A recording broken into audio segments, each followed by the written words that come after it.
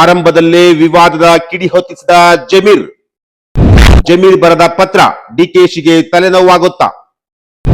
DK ಸಂಪುಟದಲ್ಲಿ ಜಮೀರ್ಗೆ ಕೆಲಸ ಮಾಡಲು ಇಷ್ಟವಿಲ್ವಾ?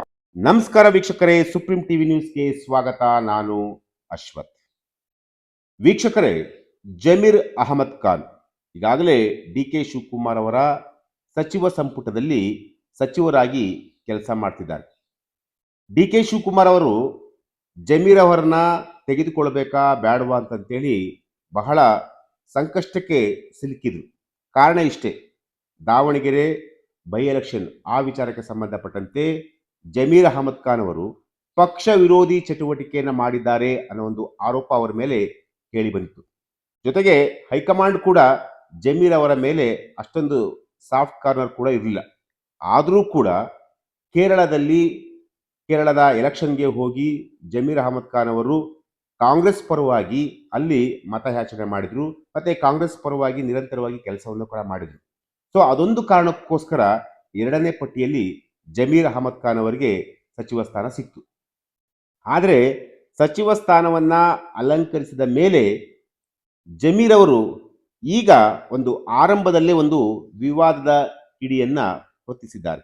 ಅದು ಯಾವ ರೀತಿ ಅಂತಂತಂದ್ರೆ, ಇವತ್ತು ಇಂಡಿಪೆಂಡೆನ್ಸ್ ಡೇ. ಸೊ ಇಂಡಿಪೆಂಡೆನ್ಸ್ ಡೇಗೆ ನಾನು ಅಂದರೆ ಫ್ಲಾಗ್ ಹಾಸ್ಟಿಂಗ್ ಮಾಡಲಿಕ್ಕೆ ಹೋಗಲ್ಲ, ಅಂದರೆ ವಿಜಯನಗರ ಜಿಲ್ಲೆಯ ಆ ಒಂದು ಉಸ್ತುವಾರಿಯನ್ನು ಜಮೀರ್ ಅಹಮದ್ ಖಾನ್ ಅವರಿಗೆ ಕೊಟ್ಟಿದ್ರು. ಆದರೆ ಇದ್ದಕ್ಕಿದ್ದಂತೆ ಜಮೀರ್ ಅಹಮದ್ ಖಾನ್ ಅವರು ಒಂದು ಪತ್ರವನ್ನು ಬರೀತಾರೆ ಡಿ ಕೆ ಶಿವಕುಮಾರ್ ಅವರಿಗೆ. ನಾನು ಫ್ಲಾಗ್ ಹಾಸ್ಟಿಂಗಿಗೆ ಹೋಗಲ್ಲ, ದಯಮಾಡಿ ಬೇರೆಯವ್ರನ್ನ ನಿಯುಕ್ತಿ ಮಾಡಿ, ಬೇರೆಯವ್ರನ್ನ ಅಲ್ಲಿಗೆ ಪ್ಲೇಸ್ ಮಾಡಿ ಅಂತಂತ ಹೇಳಿ ಜಮೀರ್ ಅವರು ಒಂದು ಪತ್ರವನ್ನು ಬರೀತಾರೆ. ಆ ಪತ್ರ ಈಗ ವಿಧಾನಸಭೆಯಲ್ಲಿ ದೊಡ್ಡ ಮಟ್ಟದಲ್ಲಿ ಹಲ್ಚಲ್ ಎಬ್ಬಿಸುತ್ತೆ. ಅದು ಎಷ್ಟು ಮಟ್ಟಿಗೆ ಅಂತಂತಂದ್ರೆ, ಆಪೋಸಿಷನ್ ಲೀಡರ್ ಇದಾರಲ್ಲ, ಸೊ ಅವರೆಲ್ಲರೂ ಕೂಡ ಅಸ್ತ್ರವಾಗಿ ಸಿಕ್ಕಿಬಿಡುತ್ತೆ. ಅಂದರೆ ಜಮೀರ್ ಅವರ ನಡೆಯನ್ನ ಖಂಡಿಸಿ ವಿಧಾನಸಭೆಯಲ್ಲಿ ಶುಕ್ರವಾರ ಬಿಜೆಪಿ ಮತ್ತು JDS ಎಲ್ಲರೂ ಕೂಡ, JDSನ ಸದಸ್ಯರೆಲ್ಲರೂ ಕೂಡ ಸಭಾತ್ಯಾಗವನ್ನು ನಡೆಸಿ ಒಂದು ಪ್ರತಿಭಟನೆಯನ್ನು ಕೂಡ ಮಾಡ್ತಾರೆ. ಅಂದರೆ ಯಾವಾಗ ಜಮೀರ್ ಅವರು ಆ ಒಂದು ಪತ್ರವನ್ನು ಬರೀತಾರಲ್ಲ, ಆ ಪತ್ರವನ್ನು ಬರೆದ ತಕ್ಷಣ ಸರ್ಕಾರ ಏನು ಮಾಡುತ್ತೆ ಅಂತಂತೇಳಿ ವಿಜಯನಗರದ ಉಸ್ತುವಾರಿಯನ್ನಾಗಿ ಬಸಂತಪ್ಪ ಅವರನ್ನ ನೇಮಕ ಮಾಡುತ್ತೆ. ಅದಾದ ನಂತರ ಜಮೀರ್ ಪತ್ರ ವಿಷಯವನ್ನ ವಿಧಾನಸಭೆಯಲ್ಲಿ ಪ್ರಸ್ತಾಪಿಸಿರುವಂತಹ ಬಿಜೆಪಿ ಸದಸ್ಯ ಸುನೀಲ್ ಕುಮಾರ್ ಅವರು ಸಮಯ ಇಲ್ಲ ಅಂತಂತೇಳಿ ಇಂಡಿಪೆಂಡೆನ್ಸ್ ಡೇ ದಿನ ಅವರು ಫ್ಲಾಗ್ ಹಾಸ್ಟಿಂಗಿಗೆ ಹೋಗ್ತಾ ಇಲ್ಲ ಅಂತ ಹೇಳಿದ್ದಾರೆ. ಇದು ಎಷ್ಟರ ಮಟ್ಟಿಗೆ ಸರಿ ಅಂತಂತ ಹೇಳಿ, ಜೊತೆಗೆ ಜಿಲ್ಲಾ ಉಸ್ತುವಾರಿಯನ್ನ ಬದಲಾಯಿಸಿ ಅಂತಂತ ಹೇಳಿ ಸಚಿವರು ಕೇಳ್ಕೊಂಡಿದ್ದಾರೆ. ಸೊ ಇದು ಯಾಕೆ ಈ ರೀತಿ ಆಗ್ತಿದೆ? ಸಚಿವರು ಇಂಡಿಪೆಂಡೆನ್ಸ್ ಡೇ ದಿನನೇ ಅವರು ಬೆಲೆ ಕೊಡ್ತಿಲ್ಲ ಅಂತಂತಂದ್ರೆ ಇನ್ನ ಅವರು ಸಚಿವರಾಗಿ ಇರ್ಲಿಕ್ಕೆ ಏನು ಅರ್ಹತೆ ಇದೆ ಅಂತಂತ ಹೇಳಿ ಸುನೀಲ್ ಕುಮಾರ್ ಅವರು ಎಲ್ಲರೂ ಕೂಡ ಪ್ರಶ್ನೆಯನ್ನ ಮಾಡ್ತಾರೆ. ಸೊ ಈಗ ಸದ್ಯಕ್ಕೆ ಈ ಒಂದು ವಿಚಾರ ಡಿ ಕೆ ಶಿವಕುಮಾರ್ ಅವರಿಗೆ ದೊಡ್ಡ ತಲೆನೋವಾಗಿ ಪರಿಣಮಿಸಿರುವಂಥದ್ದು. ಅಂದ್ರೆ ಪಾಕ್ ಪರ ಘೋಷಣೆಯನ್ನ ಕೂಗಿದ್ರು ಕೂಡ ನೀವು ಸುಮ್ಮನೆ ಇರ್ತೀರಾ, ಧ್ವಜಾರೋಹಣಕ್ಕೆ ಹೋಗಲ್ಲ ಅಂತಂತ ಹೇಳಿದಂತ ಸಚಿವರ ವಿರುದ್ಧನೂ ಕೂಡ ನೀವು ಯಾವುದೇ ಒಂದು ಕ್ರಮವನ್ನು ತೆಗೆದುಕೊಳ್ಳದೆ ಸುಮ್ಮನೆ ಇರ್ತೀರಾ. ಸಚಿವ ಜಮೀರ್ ವಿರುದ್ಧ ಹೀಗೆ ಒಂದಲ್ಲ ಎರಡಲ್ಲ ಸುಮಾರು 4-5 ಬಾರಿ ವಾಗ್ದಾಳಿಯನ್ನ ಸುನೀಲ್ ಕುಮಾರ್ ಅವರು ಮಾಡ್ತಾರೆ ಜಮೀರ್ ಅವರ ವಿರುದ್ಧ. ಸಚಿವ ಜಮೀರ್ ಅವರ ಪರ DCM G ಪರಮೇಶ್ವರ್ ಅವರು ಒಂದು ಸ್ಪಷ್ಟನೆಯನ್ನ ಸದನದಲ್ಲೇ ಕೊಡ್ತಾರೆ. ಅಂದ್ರೆ ಯಾವ ರೀತಿ ಅಂತಂದ್ರೆ, ಸಚಿವ ಜಮೀರ್ ಅವರು ಮನವಿ ಕೊಟ್ಟಿರುವುದು ಬೇರೆ ಜಿಲ್ಲಾ ಉಸ್ತುವಾರಿಯನ್ನ ಕೊಡಿ ಅಂತ, ಇದರಲ್ಲಿ ಬೇರೆ ಏನೂ ಇಲ್ಲ ಅಂತಂತೇಳಿ ಪರಮೇಶ್ವರ್ ಅವರು ಅದನ್ನ ಒಂದು ಸಮರ್ಥನೆಯನ್ನ ಕೂಡ ಮಾಡ್ಕೊಂಡಿರುವಂಥದ್ದು. ಜೊತೆಗೆ ಇದಕ್ಕೆ ಆಕ್ಷೇಪಣೆಯನ್ನ ಸುನೀಲ್ ಕುಮಾರ್ ಅವರು ವ್ಯಕ್ತಪಡಿಸ್ತಾರೆ. ನೀವು ಸುಮ್ಮನೆ ಸಮರ್ಥನೆ ಮಾಡ್ಕೋಬೇಡಿ ಸರ್, ರಾಷ್ಟ್ರಧ್ವಜ ಹಾರಿಸಲು ಸಮಯ ಇಲ್ಲ ಅಂದ್ರೆ ಹೇಗೆ ಈಗಂತ ಪ್ರಶ್ನೆಯನ್ನ ಕೂಡ ಮಾಡ್ತಾರೆ. ಇಂಡಿಪೆಂಡೆನ್ಸ್ ಡೇ ದಿನ ಧ್ವಜಾರೋಹಣ ಮಾಡಲು ಹೋಗಲ್ಲ ಅಂತ ಪತ್ರ ಬರೆದಿದ್ದಾರೆ. ಮುಖ್ಯಮಂತ್ರಿಗಳು ಒಪ್ಪಿಗೆ ಸೂಚಿಸಿ ಬದಲಾವಣೆ ಮಾಡ್ತಾರೆ. ರಾಷ್ಟ್ರೀಯ ಧ್ವಜಕ್ಕೆ, ರಾಷ್ಟ್ರೀಯತೆಗೆ ಗೌರವ ಎಲ್ಲಿದೆ? ಸಮಯಾವಕಾಶ ಇಲ್ಲ ಅಂದಮೇಲೆ ಯಾಕೆ ಮಂತ್ರಿ ಮಾಡಿದ್ದೀರಿ? ಮಂತ್ರಿ ಸ್ಥಾನದಿಂದ ತೆಗೆದುಬಿಡಿ. ಇದನ್ನೂ ಕೂಡ ನೀವು ಸಮರ್ಥನೆ ಮಾಡ್ಕೊಳ್ಬೇಡಿ ಅಂತ ಹೇಳಿ ಬಿಜೆಪಿ ನಾಯಕರು ಕಾಂಗ್ರೆಸ್ನ ನಾಯಕರ ಮೇಲೆ ವಾಗ್ದಾಳಿಯನ್ನ ಮಾಡ್ತಾರೆ. ಈ ವೇಳೆ ಕಾಂಗ್ರೆಸ್ನ ಶಾಸಕ ಕುಣಿಗಲ್ನ ಶಾಸಕ ರಂಗನಾಥ್ ಮಧ್ಯಪ್ರವೇಶನ ಮಾಡ್ತಾರೆ. ದಾರಿ ತಪ್ಪಿಸುವ ಕೆಲಸ ಆಗ್ತಾ ಇದೆ.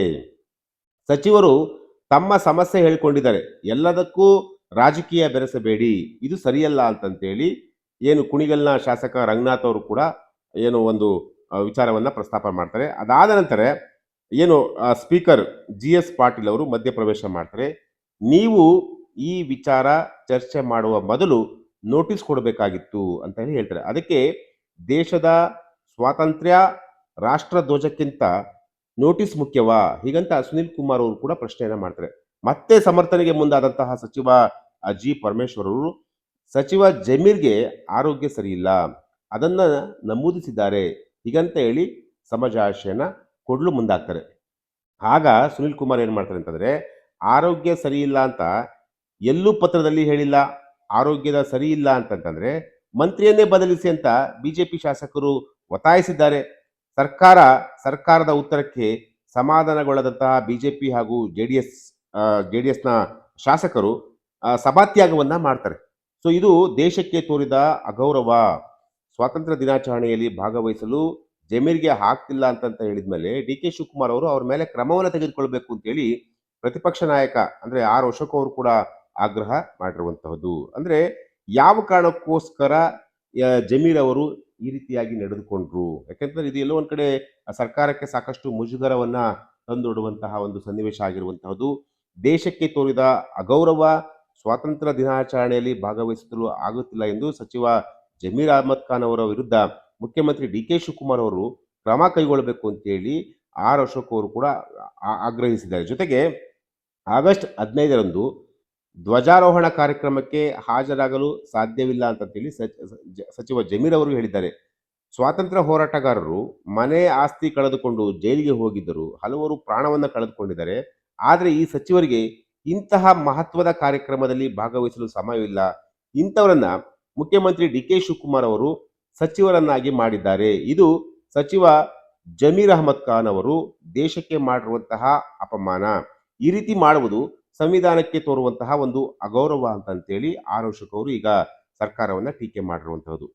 ಎಸ್, ಇದು ಅಂದ್ರೆ ಎಲ್ಲ ಒಂದ್ ಕಡೆ ಜಮೀರ್ ಅವರ ನಡೆಯಿಂದ ಈಗ ಸರ್ಕಾರಕ್ಕೆ ಸಾಕಷ್ಟು ಮುಜುಗರ ತಂದೊಡ್ಡಿರುವಂಥದ್ದು. ಸೊ ಇದೇ ರೀತಿ ಆಯ್ತು ಅಂತಂದ್ರೆ ಮುಂಬರುವಂತಹ ದಿನಗಳಲ್ಲಿ ಜಮೀರ್ ಅವರು ಏನಾದ್ರು ರಾಜೀನಾಮೆಯನ್ನು ಕೊಟ್ಬಿಡ್ತಾರ? ಯಾಕೆಂತಂದ್ರೆ ಅವ್ರಿಗೆ ಎಲ್ಲ ಒಂದ್ ಕಡೆ ಬೇಸರ ಕೂಡ ಇರುವಂತಹದ್ದು. ಅದು ಯಾವ ಕಾರಣಕ್ಕೋಸ್ಕರ ಬೇಸರ ಅಂತೇಳಿ ಅದು ಹೈಕಮಾಂಡ್ ಮಟ್ಟದಲ್ಲಿ ಚರ್ಚೆ ಕೂಡ ಆಗ್ತಿರುವಂತದ್ದು. ಆದ್ರೆ ಸದ್ಯಕ್ಕಂತೂ ಜಮೀರ್ ಅವರು ಇದೇ ರೀತಿಯಾಗಿ ಎಡವಟ್ಟುಗಳನ್ನ ಮಾಡ್ಕೊಳ್ತಾ ಇದ್ರೆ ಮುಂಬರುವಂತಹ ದಿನಗಳಲ್ಲಿ ಅವರು ರಾಜೀನಾಮೆಯನ್ನು ಕೊಡುವಂತಹ ಒಂದು ಸನ್ನಿವೇಶ ಬಂದ್ರೂ ಕೂಡ ಅಚ್ಚರಿ ಇಲ್ಲ ಅಂತ ಹೇಳ್ಬೋದು. ಎಸ್, ಇದು ಇವತ್ತಿನ ಒಂದು ವಿಚಾರ. ನಾಳೆ ಮತ್ತೊಂದು ವಿಚಾರದೊಂದಿಗೆ ನಾನು ನಿಮ್ಮನ್ನ ಭೇಟಿ ಆಗ್ತೀನಿ. ನಿರಂತರ ಸುದ್ದಿಗಾಗಿ ನೋಡ್ತಾ ಇರಿ ಸುಪ್ರೀಂ ಟಿವಿ ನ್ಯೂಸ್.